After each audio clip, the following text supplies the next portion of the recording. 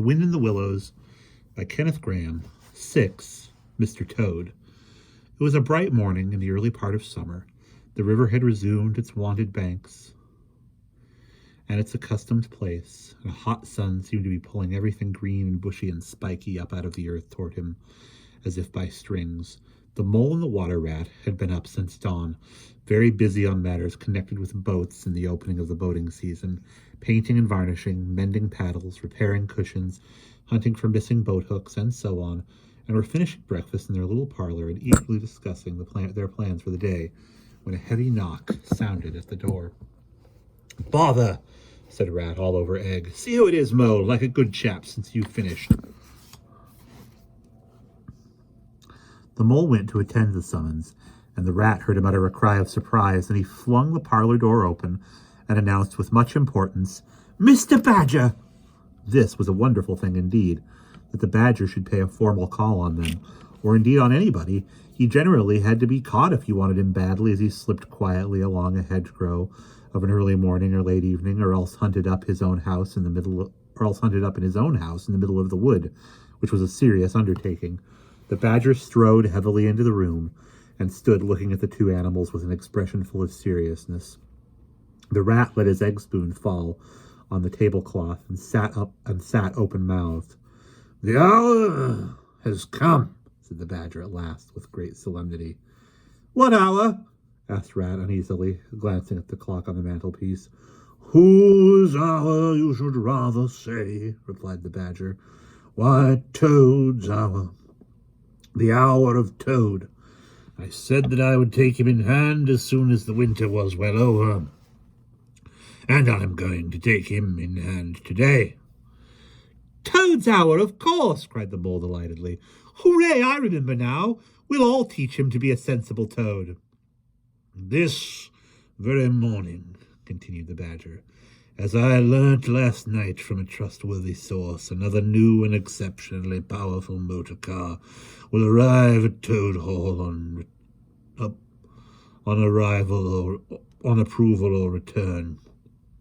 At this very moment, perhaps, Toad is busy arraying himself in those singularly hideous habiliments so dear to him, which transform him from a comparatively good-looking toad into an object which throws any decent-minded animal that comes across it into a violent fit. We must be up and doing ere it is too late. You two animals will accompany me instantly to Toad Hall, and the work of rescue shall be accomplished." "Right you are," cried the Rat, starting up. "We'll rescue the poor unhappy animal. We'll convert him. He'll be the most converted toad that ever was before we've done with him." They set off up the road on their mission of mercy, Badger leading the way. Animals, when in company, walk in a proper and sensible manner, in single file, instead of sprawling all across the road and being of no use or support to each other in case of sudden trouble or danger.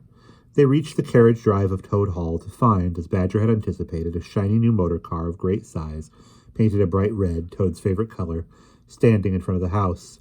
As they neared the door, it was flung open, and Mr. Toad, arrayed in goggles, cap, gaiters, and enormous overcoat, came swaggering down the steps, drawing on his gauntleted gloves. "Hello! Come in, you fellows!" he cried cheerfully, catching sight of them. You're just in time to come with me for a jolly. His hearty accents faltered and fell away as he noticed the stern, unbending look on the countenance of his silent friends, and his invitation remained unfinished. The Badger strode up the steps. "Take him inside," he said sternly to his companions. Then, as Toad was hustled through the door, struggling and protesting, he turned to the chauffeur in charge of the new motor car. "I'm afraid you won't be wanted today," he said. "Mr. Toad has changed his mind. He will not require the car. Please understand that this is final. You needn't wait." Then he followed the others inside and shut the door. "Now then," said the Toad when the four of them stood together in the hall.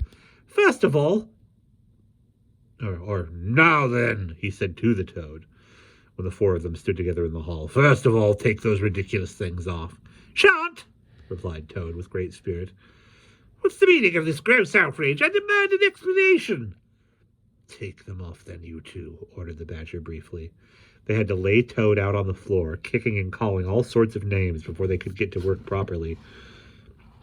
Then the Rat sat on him, and the Mole got his motor clothes off him bit by bit, and they stood him up by his legs again. They stood him up on his legs again. A good deal of blustering spirit seemed to have evaporated with the removal of his fine panoply.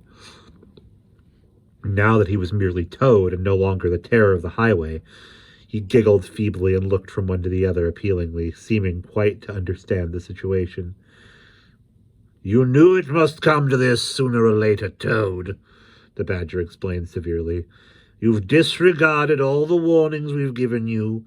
You've gone on squandering the money your father left you, and you're getting us animals a bad name in the district by your furious driving, and your smashes and your rows with the police. Independence is all very well, but we animals never allow our friends to make fools of themselves beyond a certain limit, and that limit you've reached. Now you're a good fellow in many respects, and I don't want to be too hard on you. I'll make one more effort to bring you to reason. You will come with me into the smoking room, and there you will hear some facts about yourself, and we'll see whether you come out of that room the same Toad that you went in. He took Toad firmly by the arm, led him into the smoking room, and closed the door behind them. That's no good, said the Rat contemptuously. Talking to Toad will never cure him. He'll say anything. They made themselves comfortable in the armchairs and waited patiently. Through the closed door, they could just hear the long, continuous drone of the Badger's voice, rising and falling in waves of oratory, and presently they noticed that the sermon began to be punctuated at intervals by long-drawn sobs, evidently proceeding from the bosom of Toad, who was a soft-hearted and affectionate fellow, very easily converted, for the time being, to any point of view. After 3/4 of an hour, the door opened, and the Badger reappeared, solemnly leading by the paw the very limp and dejected Toad. His skin hung baggily about him, his legs wobbled, and his cheeks were furrowed by the tears so plentifully called forth by the Badger's moving discourse. Sit down there, Toad, said the Badger kindly, pointing to a chair. My friends, he went on, I am pleased to inform you that the Toad has at last seen the error of his ways. He is truly sorry for his misguided conduct in the past, and he has undertaken to give up motor cars entirely and forever. I have his solemn promise to that effect. That is very good news, said the Mole gravely. Very good news indeed, observed the Rat dubiously. If only, he was looking very hard at Toad as he said this, and could not help thinking he perceived something vaguely resembling a twinkle in that animal's still sorrowful eye. There's only one thing more to be done, continued the gratified Badger. Toad, I want you solemnly to repeat before your friends here what you fully admitted to me in the smoking room just now. First, you are sorry for what you've done, and you see the folly of it all. There was a long pause. Toad looked desperately this way and that, while the other animals waited in grave silence. At last he spoke. No, he said a little sullenly but stoutly. I'm not sorry, and it wasn't folly at all. It was simply glorious. What? Cried the Badger, greatly scandalized. You backsliding animal. Didn't you tell me just now in there? Oh, yes, in there, said the Toad impatiently. I'd have said anything in there. You're so eloquent, dear Badger, and so moving and so convincing, and put all your points so frightfully well. You can do what you like with me in there, and you know it. But I've been searching my mind since and going over things in it, and I find that I'm not a bit sorry or repentant, really. So it's no earthly good saying I am, now is it? Then you don't promise, said the Badger, never to touch a motor car again? Certainly not, said Toad emphatically. On the contrary, I faithfully promise that the very first motor car I see, poop, poop, off I go in it. Told you so, didn't I? Observed the Rat to the Mole. Very well, then, said the Badger firmly, rising to his feet. Since you won't yield to persuasion, we'll try what force can do. I feared it would come to this all along. You've often asked the three of us to come and stay with you, Toad, in this handsome house of yours. Well, now we're going to. When we've converted you to a proper point of view, we may quit, but not before. Take him upstairs, you two, and lock him up in his bedroom, while we arrange matters between ourselves. It's for your own good, Toady, you know, said the rat kindly, as Toad, kicking and struggling, was hauled up the stairs by his two faithful friends. Think what fun we shall all have together, just as we used to, when you've quite got over this painful attack of yours. We'll take great care of everything for you till you're well, Toad, said the mole, and we'll see your money isn't wasted as it has been. No more of those regrettable incidents with the police, Toad, said the rat, as they thrust him into his bedroom. And no more weeks in hospital, being ordered about by female nurses, Toad, added the mole, turning the key on him. They descended the stairs, Toad shouting abuse at them through the keyhole, and the three friends then met in conference on the situation. It's going to be a tedious business, said the Badger, sighing. I have never seen Toad so determined. However, we will see it out. He must never be left an instant unguarded. We shall have to take in turns to be with him, till the poison has worked itself out of his system. They arranged watches accordingly. Each animal took it in turns to sleep in Toad's room at night, and they divided the day up between them. At first, Toad was undoubtedly very, very trying to his careful guardians. When his violent paroxysms possessed him, he would arrange bedroom chairs in rude resemblances of a motor car and would crouch in the foremost of them, bent forward and staring fixedly ahead, making uncouth and ghastly noises, till the climax was reached, when, turning a complete somersault, he would lie prostrate amid the ruins of the chairs, apparently completely satisfied for the moment. As time passed, however, these painful seizures grew gradually less frequent, and his friends strove to divert his mind into fresh channels. But his interest in other matters did not seem to revive, and he grew apparently languid and depressed. One fine morning, the rat, whose turn it was to go on duty, went upstairs to relieve Badger, whom he found fidgeting to be off and stretch his legs on a long ramble round his wood and down his earths and burrows. Toad's still in bed, he told the rat outside the door. Can't get much out of him except, oh, leave him alone, he wants nothing. Perhaps he'll be better presently. It may pass off in time. Don't be unduly anxious, he said, and so on. And so on. Now you look out, Rat. When Toad's quiet and submissive and playing at being the hero of a Sunday school prize, that's when he's his artfulest. There's sure to be something up. I know him. Well, now, I must be off. How are you today, old chap? Inquired the rat cheerfully as he approached Toad's bedside. He had to wait some minutes for an answer. At last, a feeble voice replied, Thank you so much, dear Ratty. So good of you to inquire.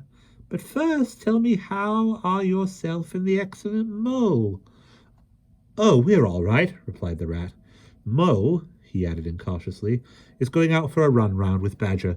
They'll be out till luncheon time, so you and I will spend a pleasant morning together, and I'll do my best to amuse you. Now jump up, there's a good fellow, and don't lie moping there on a fine morning like this.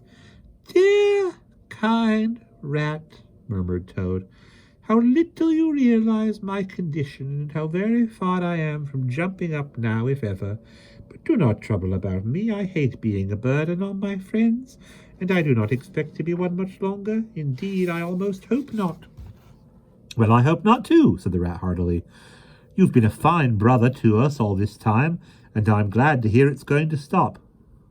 Well, you've been a fine bother to us all this time, and I'm glad to hear it's going to stop. And in weather like this, and the boating season just beginning, it's too bad of you, Toad. It isn't the trouble we mind, but you're making us miss such an awful lot. I'm afraid it is the trouble you mind, though, replied the Toad languidly. I can quite understand it. It's natural enough. You're tired of bothering about me? I mustn't ask you to do anything further. I'm a nuisance, I know. You are indeed, said the rat. You are indeed, said the rat. But I tell you, I'd take any trouble on earth from you, if only you'd be a sensible animal. If I thought that, Ratty, murmured Toad more feebly than ever, then I would beg you, for the last time probably, to step round to the village as quickly as possible. Even now it may be too late, and fetch the doctor, but don't you bother. It's only a trouble, and perhaps we may as well let things take their course. Why, what do you want a doctor for? Inquired the rat, coming closer and examining him. He certainly lay very still and flat, and his voice was weaker, and his manner much changed. Surely you have noticed of late, murmured Toad. But no, why should you? Noticing things is only a trouble. Tomorrow, indeed, you may be saying to yourself, if only I had noticed sooner, if only I had done something, but no, it's a trouble. Never mind, forget that I asked. Look here, old man, said the rat, beginning to get rather alarmed. Of course I'll fetch a doctor to you if you really think you want him. But you can hardly be bad enough for that yet. Let's talk about something else. I fear, dear friend, said Toad with a sad smile, that talk can do little in a case like this, or doctors either for that matter. Still, one must grasp at the slightest straw, and by the way, while you were about it, I hate to give you additional trouble, but I happen to remember that you will pass the door. Would you mind at the same time asking the lawyer to step up? It would be a convenience to me. And there are moments, perhaps I should say there is a moment, when one must face disagreeable tasks at whatever cost to exhausted nature. A lawyer? Oh, he must be really bad, the affrighted rat said to himself as he hurried from the room, not forgetting, however, to lock the door carefully behind him. Outside, he stopped to consider. The other two were far away, and he had no one to consult.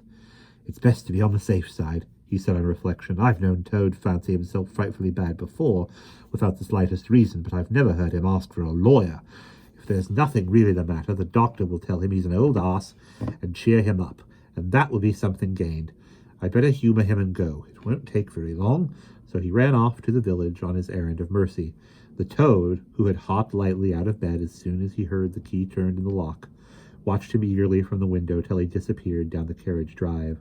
Then, laughing heartily, he dressed as quickly as possible in the smartest suit he could lay hands on at the moment, filled his pockets with cash, which he took from a small drawer in the dressing table, and next, knotting the sheets from his bed together and tying one end of the improvised rope round the central mullion of the handsome Tudor window, which formed such a feature of his bedroom, he scrambled out, slid lightly to the ground, and, taking the opposite direction of the rat, marched off light-heartedly, whistling a merry tune.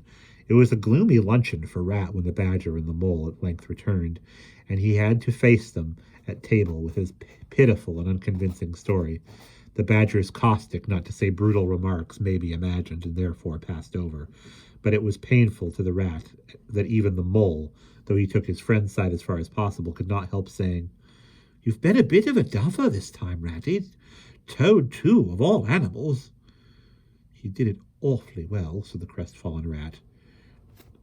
"He did you awfully well," rejoined the Badger hotly. "However, talking won't mend matters. He's got clear away for the time, that's certain, and the worst of it is, he'll be so conceited with what he thinks is his cleverness that he may commit any folly. One comfort is we're free now, and needn't waste any more of our precious time doing sentry go. But we'd better continue to sleep at Toad Hall for a while longer. Toad may be brought back at any moment on a streetcar, or between two police on a stretcher, or between two policemen." So spoke the Badger, not knowing what the future held in store, or how much water, and of how turbid a character was to run under bridges before Toad should sit at ease again in his ancestral hall. And we will pause there.